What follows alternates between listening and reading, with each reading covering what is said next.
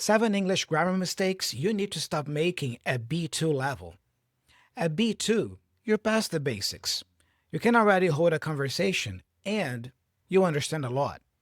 But to truly sound confident, natural, and accurate, you need to stop making these common mistakes in English. So, let's dive in. Hey there, how's it going? Thiago here and welcome to another video. I am a Cambridge certified English teacher and I have been teaching this language for 20 years. My main goal with this channel is to help intermediate learners, B1 to B2 learners, become solid advanced users of English. Hopefully, get you to C1 and even C2 level. So, if you like that idea, make sure to subscribe if you are new here on the channel. So, our first mistake is a classic, and it causes headaches for so many intermediate B1 level learners. Confusing make and do. Oh yeah, confusing make and do. I know that in many languages there's often just one verb for these, but in English, these two words are very distinct. Remember this rule of thumb. Listen, we usually use make to talk about creating, producing something, or even choosing something. Think of it as bringing something into existence or having an effect. Now, do, on the other hand, is more about performing an action, a task, or an obligation. Let's look at some common mistakes here. Listen, I need to do a decision about my career. No, the correct way is I need to make a decision about my career. It's like you are creating the choice. You see, I need to make a decision, create the choice. All right? Another mistake is the students will make a test next week. No, the students will do a test next week. Doing a test is a task, is an activity that you perform, you do. You see? Now, here's a little parenthesis. The teacher makes the test for the students. You see the difference? So the teacher makes the test for the students. In other words, the teacher creates the test to apply in class. And the students perform the action or do the activity, the task of doing the test. You see? The teacher makes the tests. The students do the tests. Here's another one. Mistake. Can you help me make the laundry? No. The correct way is, can you help me do the laundry? Doing your laundry is a chore. It's an activity, a task that you perform. Another one. I want to do a good impression. No. I want to make a good impression. Remember, make, because you are creating something. In this context, you are creating that impression. I want to make a good impression, not I want to do a good impression. The best way to fix this is to learn these common collocations. Remember, make a good impression. Make a test versus do a test. Do your laundry. Make a decision. You got to memorize these. So, a collocation is a group of words that often go together in conversation. Memorize these. Make a mistake. Make a profit. Make arrangements, make friends, and we do homework, do a favor, do exercise, do business. You see? And at the end of the day, if you're not sure, just search for the phrase online. Take that extra proactive step and just search for the phrase online. You can type on Google something like, make a decision or do a decision, and you will quickly find the answer. Make a mistake or do a mistake. You will quickly find the answer. Just, don't be lazy. Do that extra work of checking if you are correct, if you're not sure.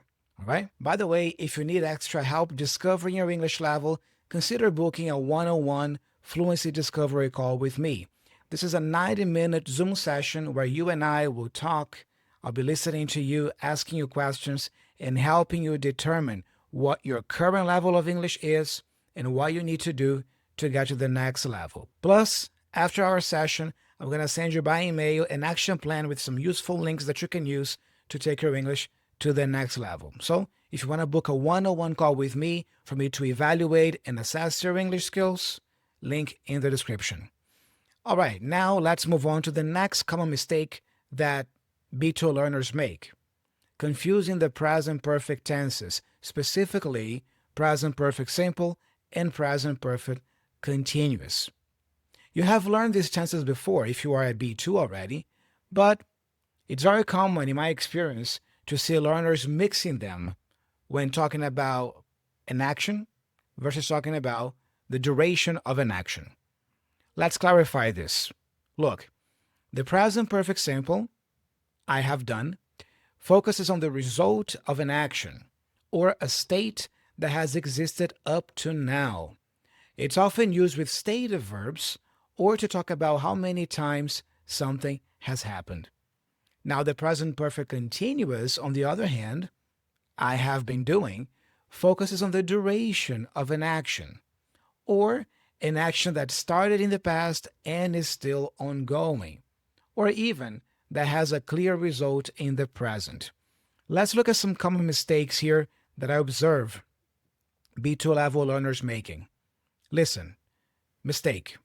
I have been knowing her for ages. Remember, know is a stative verb.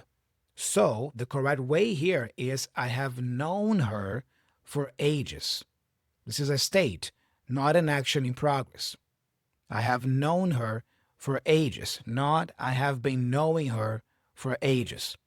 Another common mistake, listen, my clothes are dirty because I have repaired my car. This is weird because if you say I have repaired my car, I understand that you're done with this. The action of repairing the car is finished. That doesn't make much sense in this context. Much better for you to say, my clothes are dirty because I have been repairing my car. You see? Now the action is still ongoing, leading to your clothes being dirty now. Got it? Another common mistake. Listen, I have read this book all morning. This is weird because if you say, I have read this book, again, I understand that you finished reading the book. Much better for you to say, I have been reading this book all morning.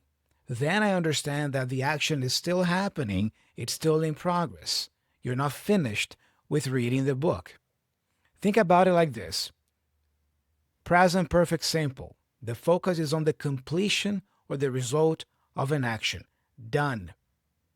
But it's present perfect because we don't know when it happened, but the action is done. Present perfect continuous, on the other hand, focuses more on the duration, how long something has been going on. So next time you are in doubt, just ask yourself, am I focusing on the result or the finished, completed action, or on the activity and the duration of the activity, how long something has been going on? Think about it that way. I did mention also the stative verbs, didn't I? Now you might be wondering, what are stative verbs? Well, let's review stative verbs here very quickly. This is actually very connected to the next mistake, which is not using stative verbs in the correct way. All right? Stative verbs describe a state, an opinion, a sense, possession, or even feeling, not a physical action you can see happening. Because these verbs, stative verbs, describe a state, they are almost never used in continuous tenses. In other words, it's not common for us to use these stative verbs in English in the ing form. That's why, going back to the previous example, I say, I have known her for 10 years, for example, and not I have been knowing her, because the verb know is not an action, it's a state, the state of knowing someone. So I gotta treat it like a present perfect simple sentence. I have known her for 10 years, for decades. Here are some more examples of stative verbs in English. Know, believe, understand, love, hate, want, seem, cost, own, smell, taste, prefer, like, need, agree, remember, and possess. All these are stative verbs. So I say, I believe you, not I am believing you. I say, I understand it, not I am understanding it. Got it? Now let's look at some other mistakes here. Look, mistake. I am not understanding the instructions. No, I don't understand the instructions. Mistake. This coffee is tasting really strange. No, this coffee tastes really strange. Mistake. I am believing that she's right. No, I believe that she's right. Another one, mistake. He is wanting to go home now. He wants to go home now. That's the correct one. He wants to go home now, not he is wanting to go home now. All right? Remember, most of the time, it's not common for you to see these verbs being used in the ing form. Most of the time. Keep that in mind. Now, a quick note. Some verbs in English can be both stative and action verbs depending on the meaning. For example, if I say, I have a car, that's a state because the verb have here means a possession of mine. I have a car. It's my possession. I have a car. So it's a stative verb. But what about have lunch? Think about it. To have lunch, that's an action, right? So have lunch is an action verb. Therefore, I can use it in the ing. So I am having lunch now. I've been having lunch for 1 hour. Now it's okay. So to have a car is a stative verb. To have lunch is an action verb, and it can be used in the ing. See the difference? Moving on here to the next mistake. That is mistake number 4. Over-relying or over-depending on direct translation. This is about how you think in English. Many B2 learners still translate directly from their native language. When they are trying to speak English, there is that translation step in their minds. This means that you are taking an expression or a word from your language and just swapping out the words for English ones. The result? Sentences might be grammatically correct, but they sound completely unnatural to a native speaker. Because in other words, if you have this habit of translating all the time before speaking, you are not really speaking English. I'm sorry to tell you this, but that's the truth. You are not really speaking English. You know what you're doing when you translate? You are speaking your native language with English words. Let that sink in for a while, okay? When you translate in your head before speaking something in English, you are not speaking English. All right? You are speaking your native language. You are using the conventions, the structures of your native language. You are just using English words instead of your native language words. But the structure that you're using is pretty much the same. So be careful with that. All right? At the B2 level, your goal isn't just to be understood. It's to sound natural.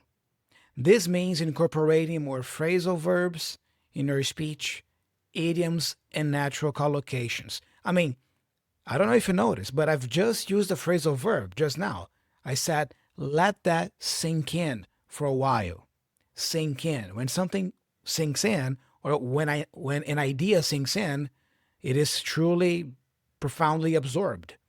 So I shared an idea with you. I wanted you to think about it and reflect on it. So I say, let that sink in for a while. So you see, incorporate more phrasal verbs, idioms, and natural collocations into your speech. All right?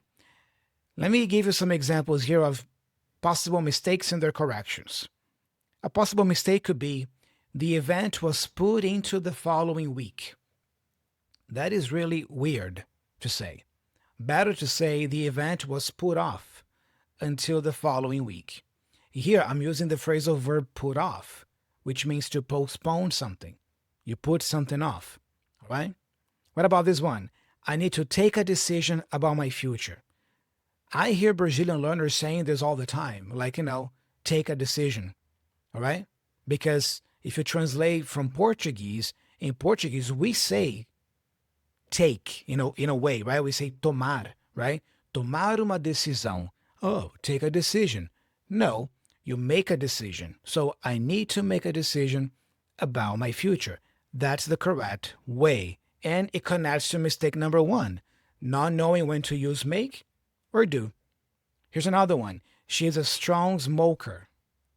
That sounds weird in English. Better to say she's a heavy smoker. What about this one? I feel myself good today. Also weird. When you translate directly from a native language, you might say something like this. I feel myself good today. Don't do that. Better to say, I feel good today. I feel good today. So how do you fix this? What is the cure for this habit of constantly translating in your head? Immersion. Immersion. You need to have immersion in English, all right? Read a lot of English, listen to a lot of English, and pay attention to how native speakers express ideas. Let me say that again. Read a lot of English, listen to a lot of English, and pay attention. Pay attention. Pay attention to how native speakers express ideas. Why am I emphasizing this? Because just watching a movie in English, listening to a podcast in English passively, and not really paying attention to what you're hearing is not enough. All right? The secret is consuming the content, watching, listening, and paying attention. As you are listening to me right now, pay attention to how I'm moving my mouth, how I'm using my voice, the words that are coming out of my mouth, the expressions I'm using, the words I'm using. Pay attention. You see, this is true listening, active listening. If you don't pay attention, you are not listening. You are just hearing. Let me say that again. If you don't pay attention, when you listen to something, you are not really listening to English. You are just hearing. And there is a difference between listening and hearing. All right? Keep that in mind. Remember that. Now, for example, when you hear a new verb that a native speaker uses, think to yourself, does this verb have a common phrasal verb equivalent? That's a good exercise for you to do, right? In your mind. Does this verb have a common phrasal verb in English? For example, if you come across the word accelerate, we need to accelerate the process. Okay, think of the word accelerate. Now, ask yourself, do I have or is there a phrasal verb equivalent for accelerate? If you don't know, look it up. And probably you will find that there is speed up. Speed up. Speed up is the phrasal verb equivalent for accelerate. We need to accelerate the process. We need to speed up the process. So if I say I need to speed up the process, that's going to make me sound more natural and also standard or formal or academic in my speech. Mistake number 5 that I see B2 learners still making has to do with the use of prepositions. The use of prepositions. I know that prepositions are very tricky for learners. Even very advanced non-native speakers of English sometimes make mistakes with preposition use. I certainly do, sometimes. I have some slips. When it comes to prepositions, I have to be mindful of those. But it's important that you are aware, at least of the most basic ones. Because at the B2 level, you should already be past the basic in, on, and at confusions, at least. Now, the challenge is remembering the specific preposition that must follow certain verbs, certain adjectives, or certain nouns. And when it comes to prepositions, there isn't specifically a rule that you can memorize. It's much easier for you to just learn them by heart, memorize which verbs go with which prepositions. Let me give you some examples here of common mistakes and their corrections. Mistake. She is very keen with surfing. keen with surfing. No, she's very keen on surfing. That's it. She's very keen on surfing. Another one, they will arrive to the station soon. Arrive to the station? No, they will arrive at the station soon. Remember this, you always arrive at a place, specific place. You arrive at the station. You arrive at the club. You arrive at the bookstore. But you arrive in a city or in a country. You arrive in New York City. You arrive in the US. Remember that difference. All right? You got to memorize these. What about this one? Typical. I'm interested on learning more. No. Interested on learning more? No. Or even I hear sometimes, I'm interested about learning more. Not interested about, not interested on. I'm interested in. In, that's the preposition that you use with interested. I'm interested in learning more. Memorize that. Interested in. Interested in. All right? Just like you have probably memorized that it's listen to, right? Listen to music. Listen to a podcast. Memorize that it's interested in something. All right? What about this one? He is good in maths? No, he is good at maths. So, if he's good at maths, he is bad at something else. You see? Good at, bad at. What about this one? We talked about the problem with John. Better to say we talked to John about the problem. All right? So, whenever you learn a new adjective or verb, always try to find out what preposition goes with it and learn them as a pair. So, don't just focus on the individual verbs or adjectives. Focus on what prepositions go with them. And then if you do a little research, you will learn that, okay, interested in. So you add to your notebook or to your vocabulary app the combination interested in. Don't add just interested. Add the combination worried about, not just worried. Accustomed to, not just accustomed. Responsible for, not just responsible. If you do that, it's going to be much easier for you to memorize these combinations of verbs and adjectives plus prepositions. The next mistake number 6, that is very common at B2 level, ignoring the dummy subject, it or there. This is very common, really, really common. This is a seemingly small error that instantly flags you as a non-native speaker of English.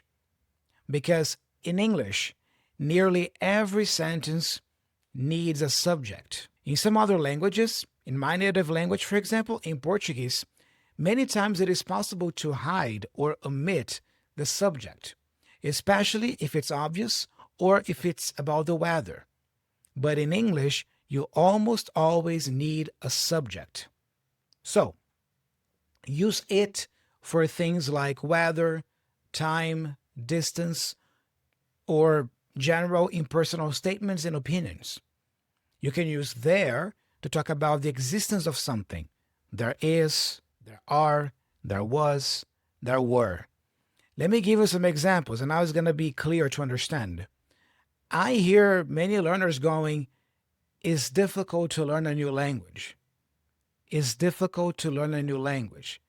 But we need a subject here. Add it. The correct way is, it is difficult to learn a new language. If you want to contract, you can go it. It's difficult to learn a new language. What about this one? Look, it's raining outside. No, it is raining outside. Or it's raining outside. Never is raining outside. Listen to this one. Are many cars on the road today? Are many cars on the road today? No, there are many cars on the road today. To the Brazilians out there, I hear this all the time. A typical Brazilian learner would say have, not even are. Have many cars on the road today. You see, this is translation. Yeah, you are translating from Portuguese, huh? Have many cars on the road today? Tem muitos carros na avenida hoje, na estrada hoje? No. Have many cars on the road? No. There are many cars on the road today. What about this one? In my country, it's very hot in summer. Add it. In my country, it is very hot in summer. This is a simple fix, but one that requires conscious effort until it becomes second nature to you. Always ask yourself, does my sentence have a subject? If not, and if it's about the weather, time, distance, or existence of something, always add it or there. Don't forget that. And to the Brazilians out there is, there are, not have. All right? Have many places in my city. There are many places in my city. Finally, mistake number 7, overcomplicating sentences or even sounding redundant. When you sound redundant, you sound repetitive. You are repeating information that wasn't necessary to be repeated in the first place. This is very typical at B2 level because at B2 level, you are already learning more complex grammar, for example, various clauses, passive voice, advanced conjunctions. That's great. But sometimes what I notice is that in an effort to sound more advanced, learners create sentences that are long, clunky, unclear, or they repeat information unnecessarily. Remember this, your goal at B2 level is not just about complexity. Yes, that is true, but it's not just about complexity. It's also about speaking with clarity and being concise. All right? So let me give you some examples here. A typical mistake would be something like this. I'm not sure if I will be able to can come to the party. You see, this is redundant because I am saying I will be able to and then can. They mean the same thing. I will be able to can come? No. Use just one or the other. All right? So it's better for you to say, I'm not sure if I will be able to come to the party. Or you can use can. I'm not sure if I can come to the party, but never both together. Here's another one. Listen. They decided to stop the project, which was a bad thing. This is an example of a sentence that is not really wrong, but is too simplistic, especially this part, which was a bad thing. I mean, if they stopped the project, we kind of understand that it was a bad thing, right? So it's better for you to be a little bit more specific here. Listen to the difference. They decided to stop the project, which was a detrimental move. You see, I'm not just saying which was a bad thing. I'm saying which was a detrimental move. It's more specific and more sophisticated. What about this one?